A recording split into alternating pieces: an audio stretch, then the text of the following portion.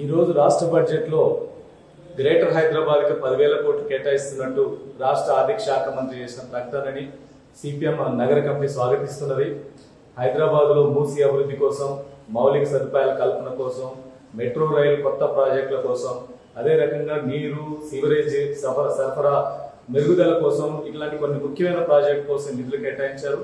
కేటాయించిన నిధుల్లో కూడా లోన్లు కొద్ది భాగం ఉన్నప్పటికీ మెజారిటీగా గ్రాంట్ల కింద బడ్జెట్ కేటాయింపు డైరెక్ట్ గా చేశారు.